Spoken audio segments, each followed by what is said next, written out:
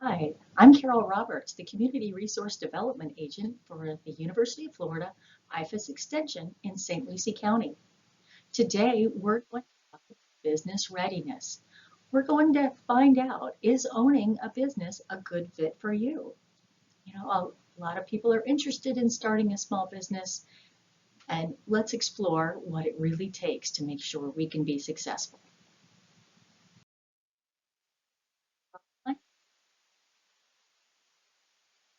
Or topics related to business ownership. The first of which is we'll clarify some myths related to business ownership and talk about what the realities really are. Also, we're going to explore a tool that you have access to, an entrepreneurial self-assessment that will really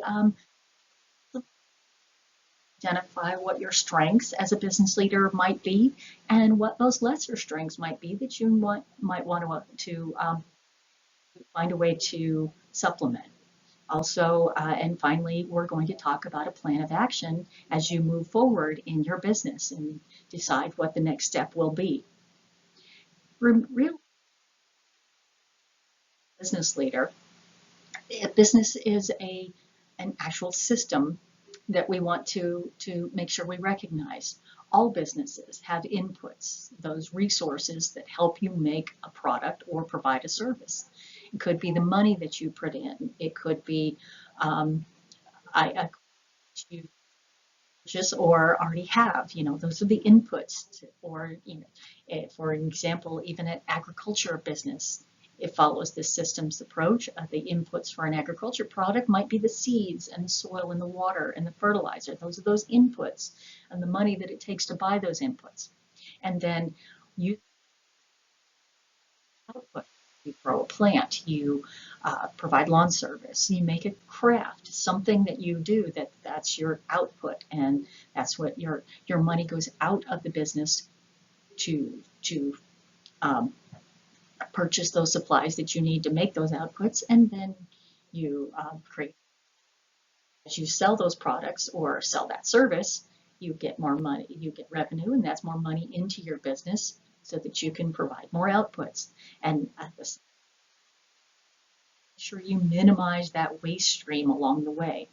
That it,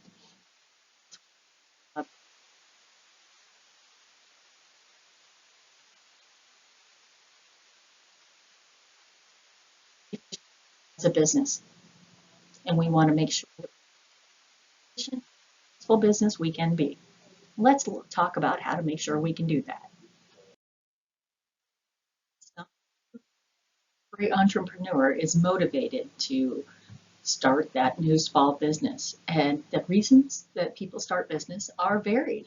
There are no right or wrong answers, but you want to identify what is be a business owner. So it might be something like money. You want to make more money, and you can see how to do that as a business leader. You might want to be your own boss. You're tired of having somebody tell you what to do, and you can see where you can use your motivation and your energy to move a business. You just want to create jobs for your community. You can see that there are ways that you might be able to create more jobs and help your neighbors. So that might be your motivation, or you're just great at doing something. I'm great at mowing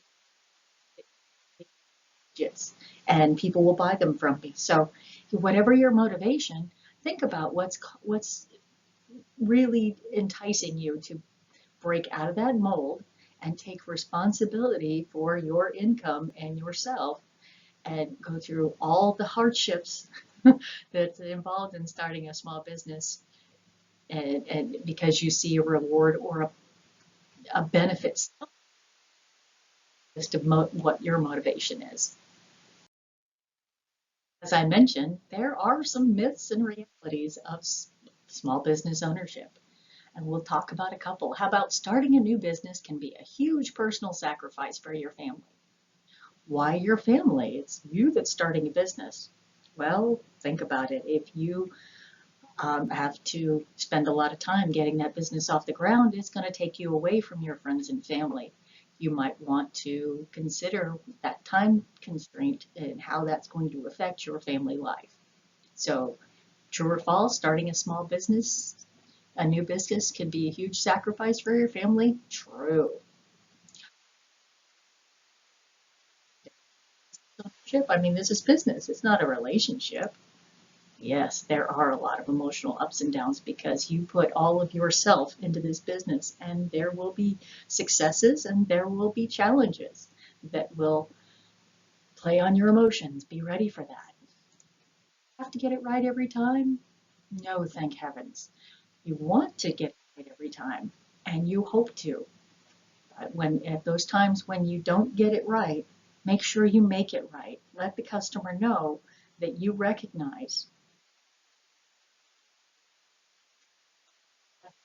it so you can retain that customer. As a small business owner myself, I made sandwiches, sandwiches, salads, soups, and paninis, and occasionally I would mess up an order. Not very often, thank heavens, but if someone ordered something maybe without tomatoes and got their tomatoes, we made sure we made it right immediately every time. And in doing that, customers who knew that we had integrity and we weren't perfect, but we would make sure we would do the best we could. How about, do you need a big cash reserve to be successful? So it depends. Yeah, that's a good answer. If you are starting a small business that's maybe easy to move into, something you already have the resources for, maybe for it to take off right away and the business will start supporting you. But if it's going to take time to build that audience, build up your clientele, or do your research and development, you might want to make sure you have a nice cash reserve so that you can focus on your business while you're still paying your living expenses and be able to invest in your business as well. Okay, that small business, and after about a year, you can relax and enjoy the profits. Oh, heck no. It would be nice. Editor is moving ahead of you. So it's constantly on the go, thinking about where your business is going to go next, what you're going to do, how you're going to handle things, and you do need times to enjoy yourself. That something is on its own. So false. Is it easy for an idea? Really? You know what it's easy to get loans for? A good business plan that shows the bank how that good idea can make money. So it can be the greatest idea in the world, but if you can't show the bank how you're going to pay back that loan, it's not going to be easy to get that loan. And successful entrepreneurs, we do it all ourselves, right? They do it all themselves. It's a village, just like raising a child. You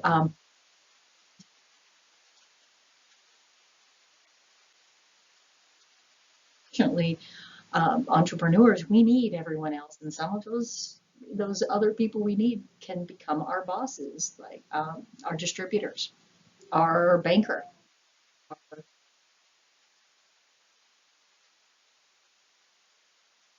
While we're putting all this energy and resources into this endeavor, oh, and you will not, yeah, like I just said, says that you will have, your boss will be everyone who you need to help you succeed in business. You'll have a different relationship with them, but you're still going to be concerned about making someone else happy so that your business can succeed as well. But as a business owner, you'll have more freedom, control, and work-life balance. Is that true or false?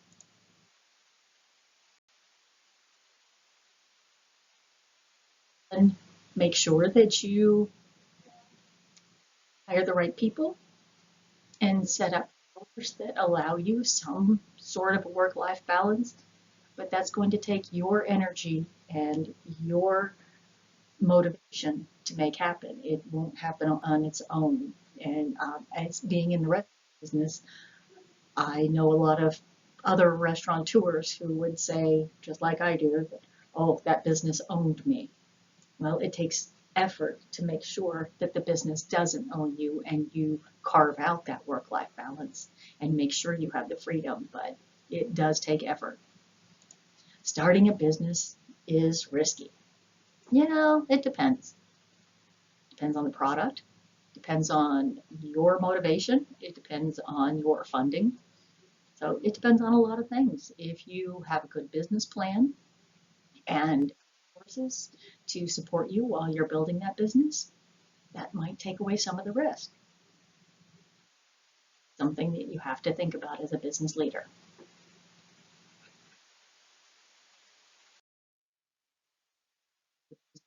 Realities, and I'm just here to say, what does it really take? It takes some big skills. You're going to have relationships, build relationships with your distributors, your suppliers, your banker, your accountant, all those people I mentioned before. You're going to need those relationships you already have, those family and friends that support you. And then you add to that skills that you have to run this business, your money management skills, your salesmanship, your organizational skills, logistical skills. They all come into play. Maybe the skill in actually making that craft or that product that you make. And then you're going to add to that your character. And that means integrity, your ability to follow through in what you say you're going to do, because you will be the face of that business. And if you tell someone, yes, I'll do that, and you don't, that reflects on you and your business. So it takes character along with those relationships and skills.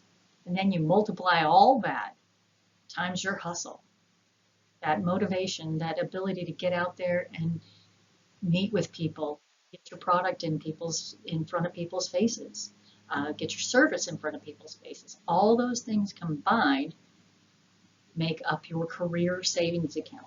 And you know, I should mention, this is not just for small business owners. This is for anyone who wants to be successful in any kind of business, whether you're the employee or the owner. It takes relationships, skills, and character times that go-gettingness to make that career savings account that you can bank on to help you get through the tough times as a business leader. So at the beginning of our talk, I mentioned that self-assessment for your skills as a business leader. Well, that's our roots of power assessment. Um, Email me at the email found on the first and final screen of this presentation, and I will send you the Roots of Power assessment tool. And what it's going to ask you are some questions to help you gauge how strong or how necessary it is to strengthen certain skills that you have. People, are you good at influencing others, to getting people to buy into an idea that you have? Get ideas. Do you work well with people? Diplomacy, is that something that is a strong skill, a people skill with you? How about your sales skill? Are you always ready to close? What is the ABCs of sales? Always be closing.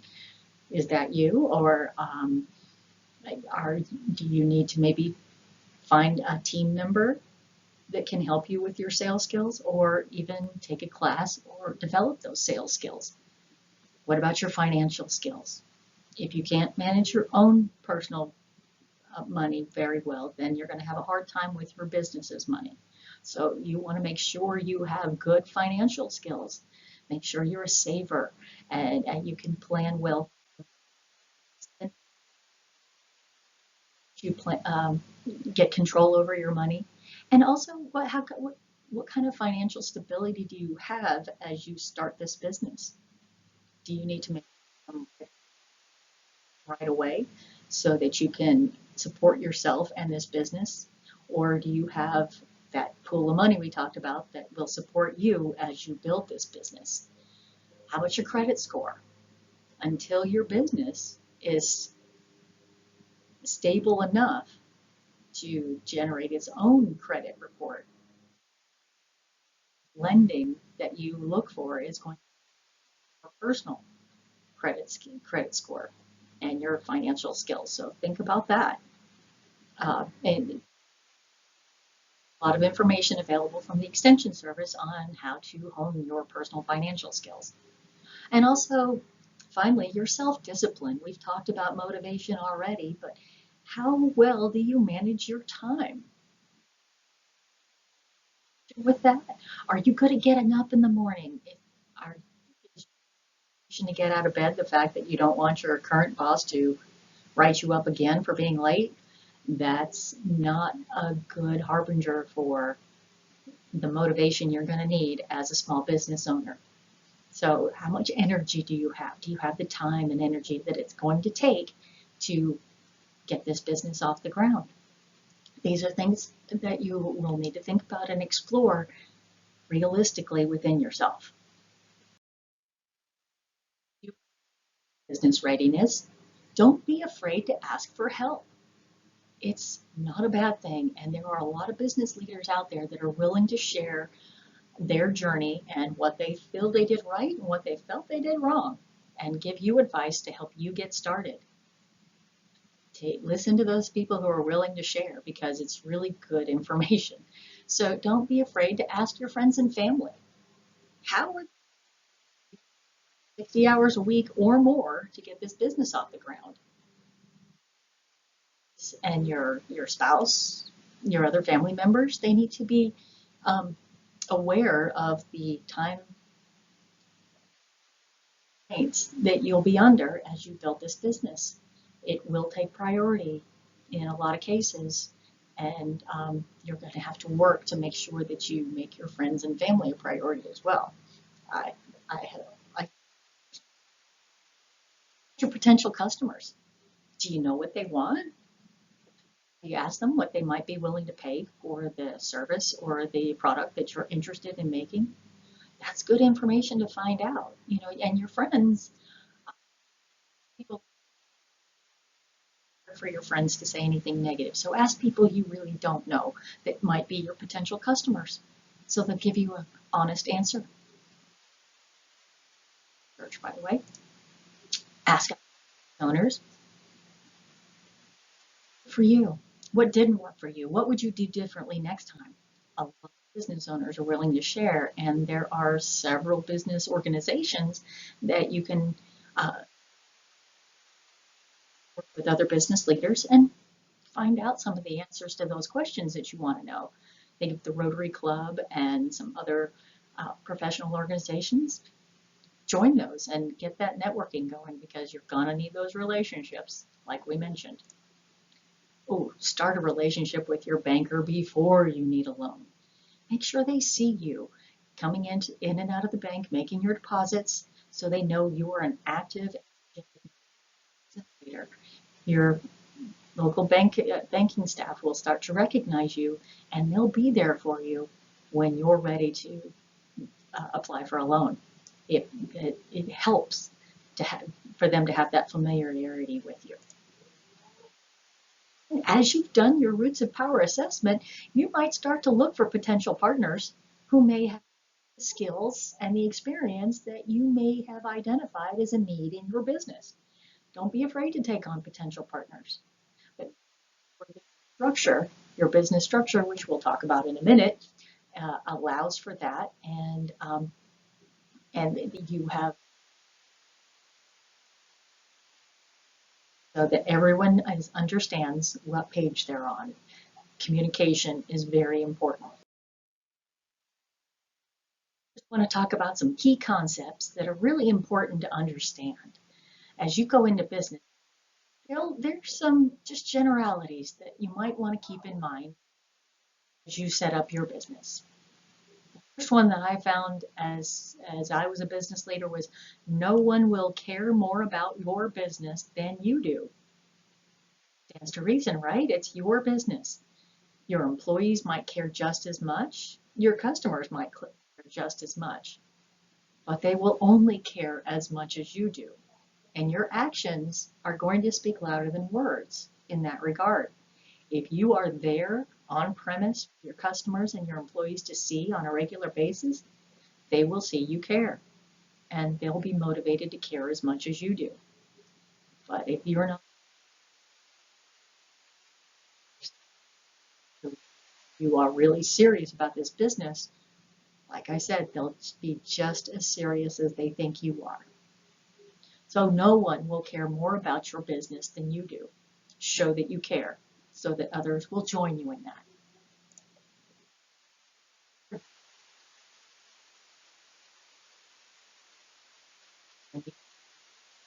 Establishment, driving in your business vehicle that's labeled. Remember that you are representing your business. Your actions are going to set an example of the type of business you have.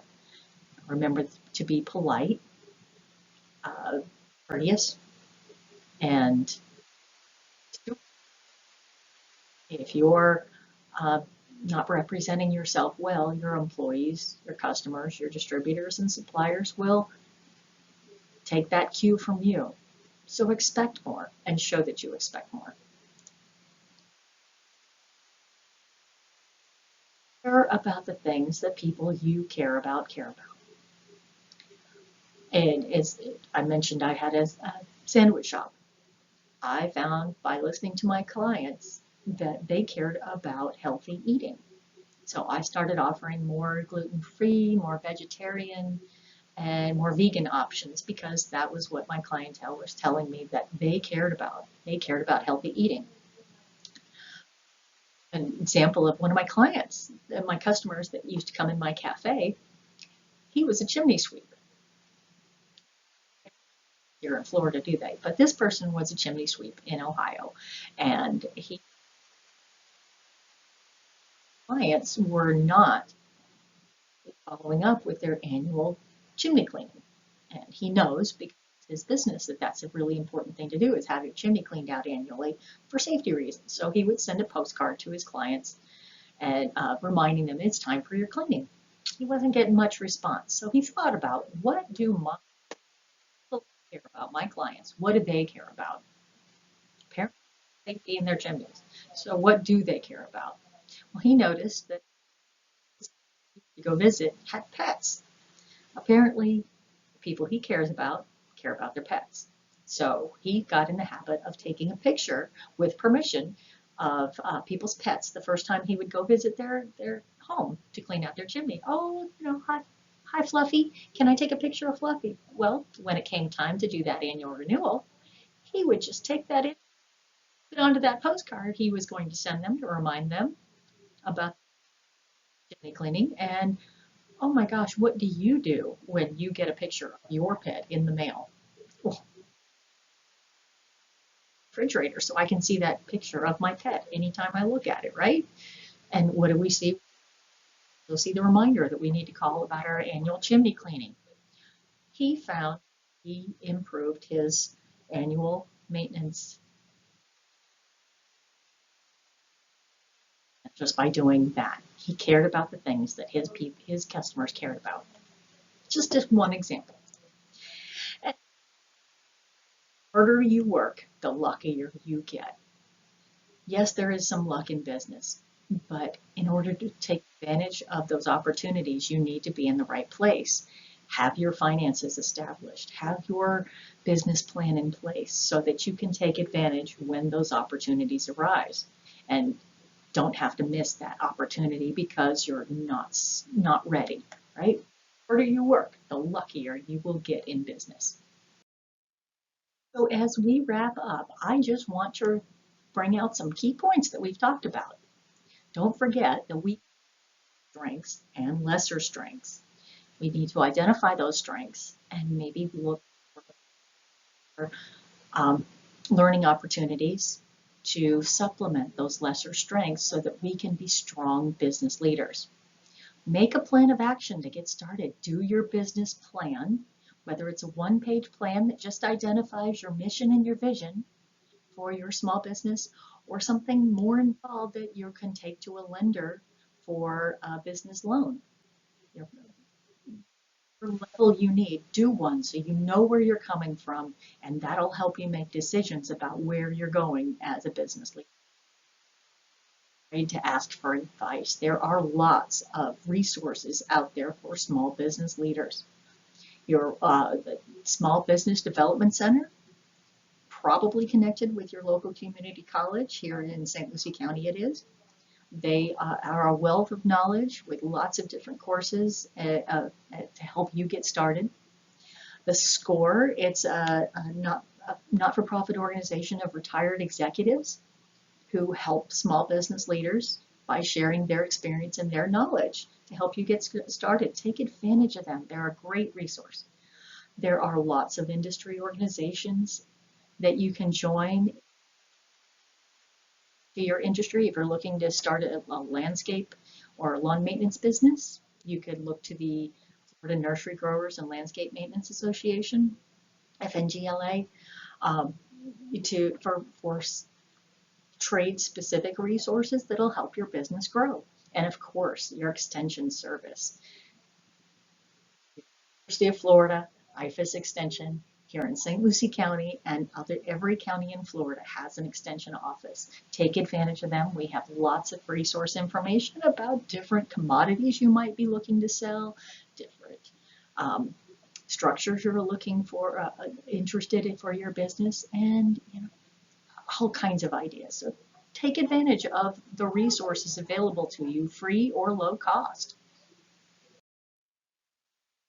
Thank you for joining me today, and I hope that I've given you some really good ideas for things to investigate and identify. Especially, hopefully, I've also convinced you that you definitely need to do some sort of a business plan.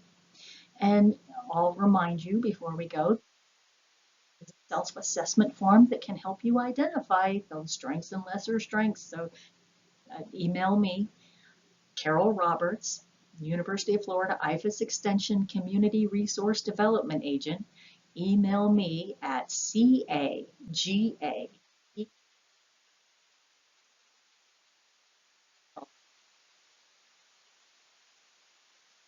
Your extension resource from the University of Florida.